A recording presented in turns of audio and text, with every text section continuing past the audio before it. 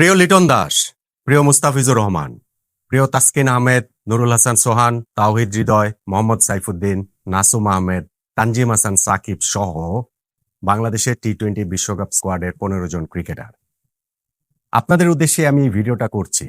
আমি জানি না আপনারা এটা দেখবেন কিনা, শুনবেন কিনা, বা শুনলেও আমার এই কথাগুলো আপনারা গ্রহণ করবেন কিনা। বাংলাদেশ ক্রিকেটের ক্ষুদ্র একজন সাংবাদিক আমি, কিন্তু বৃহত্তর যে ক্রিকেট পরিবার তার একটা অংশ হিসাবে, ক্ষুদ্রতম অংশ হিসাবে দাবি নিয়ে আপনাদের কাছে এই আলোচনাটা করছি। বাংলাদেশ ক্রিকেট আজ একটা ক্রান্তি লগ্নে এসে দাঁড়িয়েছে। টি-20 বিশ্বকাপ আমরা খেলবো কি খেলবো না, সেই সিদ্ধান্ত হয়ে যাবে আজ। এই 22শে জানুয়ারি বাংলাদেশ ক্রিকেটের জন্য হয়ে যেতে পারে একটুর জন্য ক্রিকেট বাঁচিয়ে তোলার দিন, হয়ে যেতে পারে আমাদের ক্রিকেটটা চিরতরে মেরে ফেলার দিন, হয়ে যেতে পারে আমাদের ক্রিকেটের জন্য একটা কালো দিন। এরকম একটা মুহূর্তে এসে আপনাদের সামনে সুযোগ এসেছে বাংলাদেশ ক্রিকেটের জন্য, বাংলাদেশ ক্রিকেটের ভবিষ্যতের জন্য নিজেদের শক্ত অবস্থান নেবার। যতটা জানতে পেরেছি, বাংলাদেশ সরকারের যুব ক্রীড়া মন্ত্রণালয়ের উপদেষ্টা ডক্টর আসিফ নজরুলের সঙ্গে আজ আপনাদের একটা মিটিং হবার কথা। সেইখানে আপনাদের কাছে এই সামগ্রিক পরিস্থিতি নিয়ে জানতে চাইবেন তিনি, যেটা বাংলাদেশ ক্রিকেট বোর্ড করতে ব্যর্থ হয়েছে, বাংলাদেশ সরকার করতে ব্যর্থ হয়েছে। গত প্রায় 2.5 সপ্তাহ ধরে যে ইস্যুটা চলছে, সেইখানে আমাদের এই 15 জন ক্রিকেটার আপনাদেরকে সবচেয়ে বেশি উপেক্ষা করা হয়েছে। আজ যখন আপনারা মুখোমুখি হবেন ক্রীড়া উপদেষ্টার, অবশ্যই সেইখানটাতে থাকবেন বাংলাদেশ ক্রিকেট বোর্ডের প্রেসিডেন্ট আমিনুল ইসলাম বুলবুল ভাই, অবশ্যই ক্রিকেট বোর্ডের অন্যান্য পরিচালকদের সিংহভাগই সেইখানটাতে উপস্থিত থাকার কথা। তাদের সামনে আপনারা আপনাদের মনের কথা বলুন, সাহস নিয়ে বলুন, উত্তর প্রজন্মের ক্রিকেটের কাছে দায়বদ্ধ থেকে বলুন। আজকের দিনে আপনাদের ভূমিকা বাংলাদেশ ক্রিকেটটাকে আলোর পথ দেখাতে পারে, তা না হলে এদেশের ক্রিকেট অন্ধকারে ডুবে যেতে পারে চিরতরে। প্রিয় লিটন দাস, আপনি সেদিন প্রেস কনফারেন্সে এসেছিলেন এবং আপনার সেই প্রেস কনফারেন্সে উপস্থিত থেকে আমার গায়ে কাঁটা দিয়ে উঠেছিল যখন আপনি বলছিলেন যে একটা প্রশ্নের উত্তর দেওয়াটা আপনার জন্য সেফ না, সেফ না, সেফ না। আজ আপনি সেফ থেকে নির্ভয়ে ডক্টর আসিফ নজরুলের সামনে আপনাদের কথা বলুন, আপনার দলের কথা বলুন, একটা বিশ্বকাপের অর্থটা কি আপনাদের ক্রিকেটারদের জন্য সেই কথাটা বলুন, নির্ভয়ে বলুন, সশব্দ উচ্চারণে বলুন, জোর গলাতে বলুন, যেন আপনার কথা দলের নেতা হিসাবে আপনার কথা পুরো বাংলাদেশের কথা হয়ে যায়। প্রিয় মুস্তাফিজুর রহমান, সেই দিন একটা প্রেস কনফারেন্সে আপনার দুটো শব্দই হাসির রোল তুলেছিল। ওই যে ক্রিকেটাররা যখন আন্দোলন করছে তাদের সম্মান রক্ষার্থে, সবার প্রতিনিধি হয়ে তো আপনিও সেইখানটাতে ছিলেন অন্য সবার সঙ্গে, এবং যখন আপনাকে আরো একজন আপনার কলিগ এই বিষয়টাতে কথা বলতে বললেন, আপনি খুবই স্বল্পভাষী, শুধু আপনি বলেছিলেন যে না ঠিক আছে ঠিক আছে, বলেই তিনি আপনার এই কথাতে আমরা হেসে উঠেছিলাম সবাই। ঠিক নেই প্রিয় মুস্তাফিজ, বাংলাদেশ ক্রিকেট এই মুহূর্তে ঠিক নেই।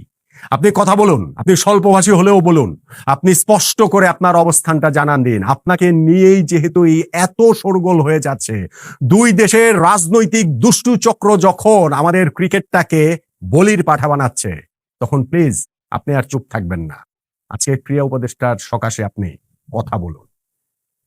প্রিয় সাইফ হাসান, এই দলটার ভাইস ক্যাপ্টেন আপনি, আপনি বোঝান ক্রীড়া উপদেষ্টাকে আপনার জীবনের কথা দিয়ে। ক্রিকেটটা বেছে না নিয়ে যদি অন্য কোনো প্রফেশনে যেতেন তাহলে আরো কত কিছু হতে পারত, কিন্তু আবেগের জায়গা থেকে এই ক্রিকেটটাকে আপনি বেছে নিয়েছেন, যে আবেগটা বিশুদ্ধ আবেগ, পুরো বাংলাদেশের কোটি কোটি কিশোর তরুণের, শিশুদের বিশুদ্ধ আবেগ। এই আবেগটা নিয়ে রাজনৈতিক নেতাদের খেলতে দিয়েন না, বোঝান। প্রিয় তাসকিন আহমেদ, আপনি বোঝান, দলের অভিজ্ঞ ক্রিকেটার আপনি, একটা বিশ্বকাপের মূল্য কতটা, একটা বিশ্বকাপ খেলার জন্য আপনারা ক্রিকেটাররা কতটা মুখিয়ে থাকেন, একটা বিশ্বকাপের গল্প কিভাবে আপনারা আপনাদের সন্তানদের কাছে কিংবা তারও পরের প্রজন্মের নাতি নাতনিদের কাছে করতে পারবেন, সেই বিশ্বকাপ খেলার সুযোগ থেকে যেন আমাদের ক্রিকেটারদের বঞ্চিত হতে না হয়, সেটা জোর গলায় বলুন। প্রিয় নুরুল হাসান সোহান, সেই দিন প্রেস কনফারেন্সে আপনি বলেছিলেন না, আমাকে যদি স্যাক্রিফাইস করতে হয় দেশের ক্রিকেটের জন্য তাহলে আমি করব, যা কিছু করতে হয় সেটা করব। আপনি জোর গলায় সেই দাবির কথাটা তুলুন, ক্রিকেটের স্বার্থের কথাটা বলুন, ক্রীড়া উপদেষ্টাকে বলুন যে আপনারা এই দেশের মানুষ সোশ্যাল মিডিয়া থেকে শুরু করে অন্যান্য জায়গায় যেভাবে বলেন যে টাকার জন্য ক্রিকেট খেলেন, সেটা নয়, আপনারা আবেগের জায়গা থেকে ক্রিকেট খেলেন। টাকা তো সব পেশাতেই রয়েছে, আবেগ রয়েছে কতগুলো পেশায়, সেই জিনিসটাকে আপনি স্পষ্ট করে তুলে ধরুন। প্রিয় তাওহিদ হৃদয়, আপনি তো অনেক বিষয় নিয়ে অনেক সরব, আপনি এই ক্রীড়া উপদেষ্টা ডক্টর আসিফ নজরুলকে বোঝান সোশ্যাল মিডিয়াতে যে ক্রিকেট ও দেশপ্রেমকে মুখোমুখি দাঁড় করানো হয়েছে সেটা ভুল, সেটা মিথ্যা। ক্রিকেট কখনোই দেশপ্রেমের বিরোধী না, এবং ক্রিকেট প্রেম দেশপ্রেম কখনোই একটা আরেকটার প্রতিপক্ষ হতে পারে না। ক্রিকেটের চেয়ে দেশের সম্মান কি কম নাকি, এই প্রশ্ন যারা তোলেন তাদের যে ভিন্ন উদ্দেশ্য আছে, অসৎ উদ্দেশ্য আছে, দেশের ক্রিকেট ধ্বংস করার উদ্দেশ্য আছে, প্রিয় তাওহিদ হৃদয় স্পষ্ট করে বলুন সেটা। প্রিয় তানজিদ তামিম, পারভেজ ইমন, আপনারা বলুন বাংলাদেশের অন্যান্য পেশায় যারা রয়েছেন সকল পেশাজীবীদের প্রতি সম্মান রেখে বলুন আমাদের দেশের সেরা 15 জন ব্যাংকার, সেরা 15 জন চাকরিজীবী, সেরা 15 জন গার্মেন্টস কর্মী, সেরা 15 জন ব্যবসায়ী, সেরা 15 জন কৃষক, মজুর, শ্রমিক, অনেকেই রয়েছেন, তারা এই দেশের মানুষকে ওইভাবে ইন্সপায়ার করতে পারেন না আপনারা ক্রিকেটাররা সেরা 15 জন যেভাবে করেন। বলুন তাকে সেটা, আবেগ দিয়ে বলুন, বিশ্বকাপ খেলার মূল্যটা তাকে আসলে বুঝিয়ে দিন। প্রিয় মোহাম্মদ সাইফুদ্দিন, শামীম পাটোয়ারি, আপনারা আমাদের এই ক্রীড়া উপদেষ্টার সঙ্গে এই মিটিংটাতে জোর গলাতে সেটা বলুন আপনারা কিভাবে জেনারেশন টু জেনারেশন ইন্সপায়ার করেন, কিভাবে আপনারা আপনাদের এলাকার মানুষদেরকেও ইন্সপায়ার করেন, কিভাবে আপনাদের দেখে অন্যান্য শিশু কিশোররাও ক্রিকেটার হতে চায়, আপনারা সেটা বলুন।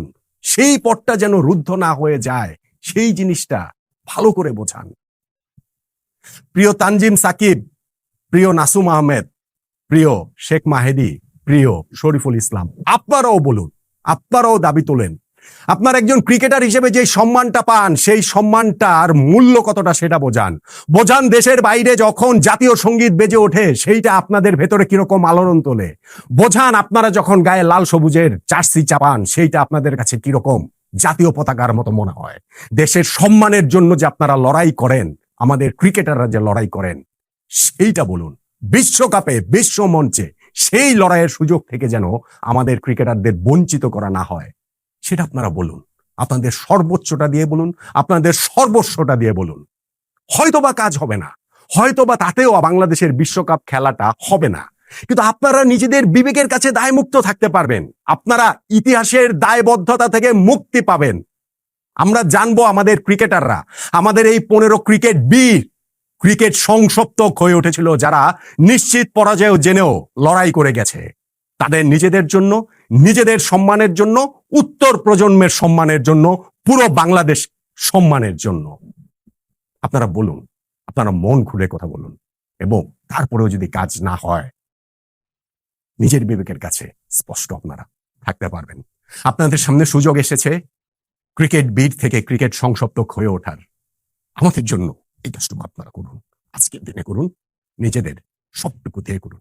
প্রিয় লিটন দাস, তাসকিন আহমেদ, সাইফ হাসান, তানজিম সাকিব সহ আমাদের যে 15 ক্রিকেটার, আপনাদের কাছে এটাই আমার অনুরোধ। বাংলাদেশের বৃহত্তর ক্রিকেট সমাজের ক্ষুদ্র একজন হিসাবে এইটুকুই আমার অনুরোধ। প্লিজ প্লিজ বাংলাদেশের ক্রিকেট বাঁচানোর জন্য সেই চেষ্টাটা আপনারা করুন।